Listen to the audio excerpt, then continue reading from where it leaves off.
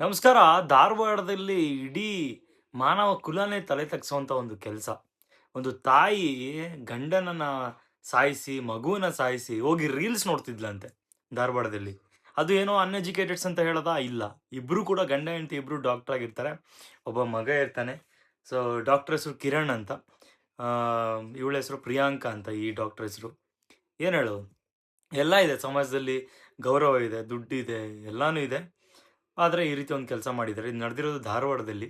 So ಗಂಡ doctor ಆಗಿರೋದಕ್ಕೆ ಅವರು night ಆಪರೇಷನೋ ಏನೋ ಕೆಲಸ ಮುಗಿಸಿ ಬಂದು ಬೆಳಿಗ್ಗೆ ಮಲಗಿದ್ರಂತೆ. ಇವಳು ಅನಸ್ತೇಶಿಯಾ ಕೊಟ್ಟುಬಿಟ್ಟು ಗಂಡನ ಪ್ರಜ್ಞೆ ತಪ್ಪಿಸಿ ಚಾಕುವಿನಿಂದ ಇರಿದು ಸಾಯಿಸಿಬಿಟ್ಟಿದ್ದಾರೆ. ಅದಾದ್ಮೇಲೆ ಮಗ, ಸಣ್ಣ ಮಗ, ಅವ್ರನ್ನ ಕೂಡ 8 ವರ್ಷನೋ 9 ವರ್ಷನೋ ಇರಬೇಕು. ಅವ್ರನ್ನ ಕೂಡ ಇರಿದು ಬಿಟ್ಟು ಚಾಕುವಿನಲ್ಲಿ ಸಾಯಿಸೋ ಪ್ರಯತ್ನ ಮಾಡಿಬಿಟ್ಟು ಅದಾದ್ಮೇಲೆ ಹೋಗಿ ರೀಲ್ಸ್ ನೋಡ್ತಾ ಇದ್ದಾರಂತೆ ಮಲ್ಕೊಂಡು. ಪಕ್ಕದಲ್ಲಿ ಹೊರಗಡೆಯಿಂದ ಬಂದ್ಬಿಟ್ಟು ಸುಮಾರು ಸತಿ ಕಾಲ್ ಮಾಡಿದ್ದಾರೆ ಕಿರಣ್ ಅವ್ರಿಗೆ. ಆಗ ಇವ್ರು ಹೇಳಿದ್ರಂತೆ, ಅವರ ವೈಫು, "ಇಲ್ಲ, ಅವರು ರೆಸ್ಟ್ ಮಾಡ್ತಿದ್ದಾರೆ, ರೆಸ್ಟ್ ಮಾಡ್ತಿದ್ದಾರೆ." ಯಾಕೋ ಡೌಟ್ ಆಯ್ತಂತೆ. ಯಾಕೋ ಫೋನ್ಸೇ ತೆಗಿತಿಲ್ವಲ್ಲ ಅಂತ. ಹಂಗೆ ಹೊರಗಡೆಯಿಂದ ಬಂದು ನೋಡಿದಾಗ ಆಹ್, ಬಾಗ್ಲೇ ತೆಗಿತಿಲ್ಲ. ಕಿಟಕಿಯಲ್ಲಿ ನೋಡಿದಾಗ ಈಕೆ ಮೊಬೈಲಲ್ಲಿ ರೀಲ್ ನೋಡ್ತಾ ಇದ್ದಾಳೆ ಆರಾಮಾಗಿ ಮಲ್ಕೊಂಡು. ಆ ಕಡೆ ಗಂಡ ಮತ್ತೆ ಮಗುವಿನ ಬಾಡಿ ಇದೆ, ರಕ್ತದಲ್ಲಿ ಬಿದ್ದಿದೆ. ಮಗು ಒದ್ದಾಡ್ತಾ ಇದೆ ಜೀವಕ್ಕೋಸ್ಕರ. ಆದ್ರೂ ಇವಳು ರೀಲ್ಸ್ ನೋಡ್ತಾ ಇದ್ದಾಳೆ. ಎಂಥ ಒಂದು ಎಂಥ ಒಂದು ಸಮಾಜ ಯಾವ ಕಡೆ ಹೋಗ್ತಿದೆ. ಒಂದು ತಾಯಿ ಫಸ್ಟೆಲ್ಲ ಹೇಳ್ತಿದ್ರು, ತಾಯಿ ಕರುಳು, ತಾಯಿ ಮನಸ್ಸು ಅಂತ ಹೇಳ್ತಾರೆ. ಅಂದ್ರೆ ಮಗುಗೇನಾದ್ರು ಸ್ವಲ್ಪ ನೋವಾದ್ರೆ ತಾಯಿಗೆ ತುಂಬಾ ನೋವಾಗುತ್ತೆ. ಈ ಥರದ್ದೆಲ್ಲ ಹೇಳ್ತಿದ್ರು. ಬಟ್ ಇವಾಗೆಲ್ಲ ನೋಡಿದ್ರೆ ಇಲ್ಲಿ ನೋಡಿ ಇಲ್ಲಿ ಎಂಥ ಒಂದು ಇನ್ಸಿಡೆಂಟು ಹಿಂಗ್ ನಡೆದಿರೋವಂಥದ್ದು. ಧಾರವಾಡ ಆಹ್, ಈ ಕಮಿಷನರ್ ಬಂದ್ಬಿಟ್ಟು ಮಗುವಿನ ರಕ್ತದಲ್ಲಿ ಬಿದ್ದಿದಂಥ ಮಗು ಸ್ವಲ್ಪ ಪರದಾಡ್ತಾ ಇತ್ತು. ಹೋಗೋ ಹೋಗಿ ಆ ಥರ ಜೀವ ಉಳಿಸ್ಕೊಳ್ಳೋದಕ್ಕೆ ಪರದಾಡ್ತಿತ್ತು. ಅದನ್ನ ಎತ್ಕೊಂಡೋಗಿ ಅವರಿವಾಗ ಟ್ರೀಟ್ಮೆಂಟ್ ಶುರುವಾಗಿದೆ. ಜೊತೆಗೆ ಪ್ರಿಯಾಂಕನ ಕೂಡ ಕರ್ಕೊಂಡೋಗಿ ಇವಾಗ ಆಹ್, ಅವಳಿವಾಗ ಏನು ಆರೋಪಿ ಸ್ಥಾನದಲ್ಲಿರುವಂಥ ಪ್ರಿಯಾಂಕನ ಕರ್ಕೊಂಡೋಗಿ ಇವಾಗ ತನಿಖೆ ನಡಿಬೇಕು. ಏನಾಗಿದೆ? ಯಾಕೆ ಹಿಂಗಾಯ್ತು? ಕಾರಣಗಳು ಗೊತ್ತಿಲ್ಲ. ಚೆನ್ನಾಗೇ ಇದ್ರಂತೆ. ಬಟ್ ಕೆಲವೊಂದೇನೋ ಅನುಮಾನಗಳು ಈ ರೀತಿ ಇರ್ಬೋದು ಅಂತ ಹೇಳ್ತಾರೆ. ಬಟ್ ಗೊತ್ತಿಲ್ಲ. ಊಹಾಪೋಹಗಳೆಲ್ಲ ಯಾವುದು ನಡೆಯಲ್ಲ ಇವಾಗ. ತನಿಖೆ ನಡಿಬೇಕು. ಬಟ್ ಆದ್ರೂನು ಹೇಳೋದು ನಾನು ಏನಂದ್ರೆ, ಒಂದು ಮನುಷ್ಯ ಮಾನವೀಯತೆನೇ ಮರೀತಿದ್ದಾನಾ? ಸೊ ಈ ರೀತಿ ಎಲ್ಲ ಅನ್ಸುತ್ತೆ. ಒಂದು ಎಷ್ಟು ಚೆನ್ನಾಗಿ ಜೀವನ ಮಾಡ್ಬೋದಿತ್ತು.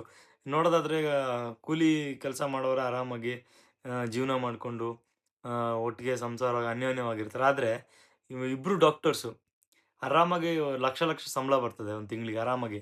ಇವರು ಬಂದ್ಬಿಟ್ಟು ಐ ಸ್ಪೆಷಲಿಸ್ಟ್ ಅಂತೆ. ಕಿರಣ್ ಬಂದ್ಬಿಟ್ಟು ಏನು ಗೊತ್ತಿಲ್ಲ. ಒಟ್ಟಾರೆ ಡಾಕ್ಟರ್ ಅಂತ ಗೊತ್ತಾಗಿದೆ ಅಷ್ಟೇ.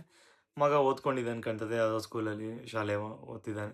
ಸೊ ಆರಾಮಾಗಿರ್ಬೋದು ಜೀವನ. ಆರಾಮಾಗಿ ಕಣ್ಣು ಮುಚ್ಕೊಂಡು ಜೀವನ ಮಾಡ್ಬೋದು. ಬಟ್ ಇಂಥವ್ರು ಈ ಥರ ಮಾಡ್ಕೊಂಡಿರೋದು, ಆ ಕಿರಣ್ ಅವ್ರ ತಂದೆ ಮಾತಾಡ್ತಿದ್ರು ಸಖತ್ ಬೇಜಾರಲ್ಲಿ.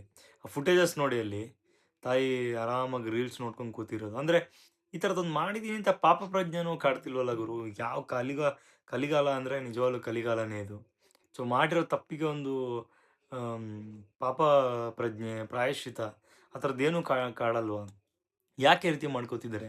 ಎಷ್ಟೊಂದು ನ್ಯೂಸ್‌ಗಳನ್ನ ನೋಡ್ತೀವಿ ಇದೇ ಥರದ್ದು ಅಂದ್ರೆ ಆ ನಿಜಕ್ಕೂ ಗಾಬರಿ ಆಗುತ್ತೆ. ಅನಸ್ತೇಶಿಯಾ ಕೊಟ್ಬಿಟ್ಟು ಪ್ರಜ್ಞೆ ತಪ್ಪಾದ್ಮೇಲೆ ಚಾಕುವಿನಿಂದ ಇರಿದು ಸಾಯಿಸಿರೋದು. ತುಂಬಾನೇ ರಕ್ತ ಹೋಗಿದೆ ಅಂತೆ. ಕಿರಣ್ ಅವ್ರ ಮೈ ಮೇಲೆಲ್ಲ ಗಾಯಗಳಿದೆ. ವಿಡಿಯೋದಲ್ಲಿ ತೋರ್ಸೋದಕ್ಕಾಗೋದಿಲ್ಲ, ಕ್ಷಮೆ ಇರಲಿ. ಫುಟೇಜಸ್ ಆದಷ್ಟು ಕಡಿಮೆ ಹಾಕೋದಕ್ಕೆ ಪ್ರಯತ್ನ ಪಡ್ತೀನಿ. ಯಾಕಂದ್ರೆ ನೋಡೋದಕ್ಕಾಗಲ್ಲ ನಿಮ್ಗೆ, ಅಷ್ಟೊಂದು ಇದು ಹೀನಾಯವಾಗಿದೆ.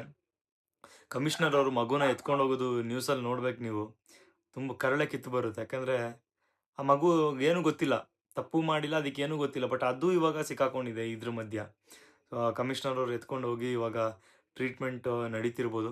ಸೊ ಏನಾಗಿದೆ ಅಪ್ಡೇಟ್ ಗೊತ್ತಿಲ್ಲ. ಸದ್ಯಕ್ಕೆ ಈ ಒಂದು ವಿಚಾರ ಧಾರವಾಡದಲ್ಲಿ ತುಂಬ ಸೆನ್ಸೇಷನ್ ಆಗಿದೆ. ಮತ್ತೆ ಧಾರವಾಡದಲ್ಲಿ ಯಾಕೆ ಈ ಥರ ಆಯ್ತಂತ ಯೋಚನೆ ಮಾಡಂಗಾಗಿದೆ. ಯಾಕಂದ್ರೆ ಈ ಥರದ್ದೊಂದು ಹೃದಯ ವಿದ್ರಾವಕ ಘಟನೆ ಅಂದ್ರೆ ಏನು, ಕರುಣೆನೇ ಅಲ್ವಾ ಮನುಷ್ಯನ್ಗೆ? ಈ ರೀತಿ ಎಲ್ಲ ಯೋಚನೆ ಮಾಡ್ತಾರ ಅನ್ನುವಂಥದ್ದೊಂದು ವಿಚಾರ ನಡೆದಿದೆ. ತಾಯಿನೇ ಮಗುನ ಸಾಯಿಸೋದು, ಗಂಡನ ಸಾಯಿಸೋದು, ಬರೀ ಇಂಥವೇ ನ್ಯೂಸ್‌ಗಳು ನೋಡಿ ನೋಡಿ ಕರ್ನಾಟಕ ಗುರು. ಕರ್ನಾಟಕದಲ್ಲಿ ಈ ಥರ ನಾರ್ತಲ್ಲೆಲ್ಲೋ ಆಗ್ತಿತ್ತು. ಬಟ್ ಇವಾಗ ಕರ್ನಾಟಕದಲ್ಲಿ ಆಗ್ತಿದೆ ಅಂದರೆ ನಿಜವಾಗ್ಲೂ ಒಂಥರ ಶೇಮ್ ಆಗುತ್ತೆ. ದಯವಿಟ್ಟು ಮಾನವೀಯತೆ, ಮನುಷ್ಯರು ಅಂದರೆ ಮಾನವೀಯತೆ.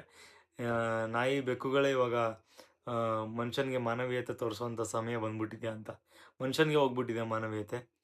ಸೊ ಈ ಥರದ್ದೆಲ್ಲ ನಡೀತಿದೆ. ದಯವಿಟ್ಟು ನೀವು ಸ್ವಲ್ಪ ಮಾನವೀಯತೆ ಉಳಿಸ್ಕೊಳ್ಳಿ. ಇಂಥದ್ದೆಲ್ಲ ನೋಡ್ಬಿಟ್ಟು ನಮ್ಮಲ್ಲಿ ಸ್ವಲ್ಪ ಮಾನವೀಯತೆ ಇರಲಿ ಅಂತ ಕೇಳ್ಕೊತೀನಿ. Thank you very much.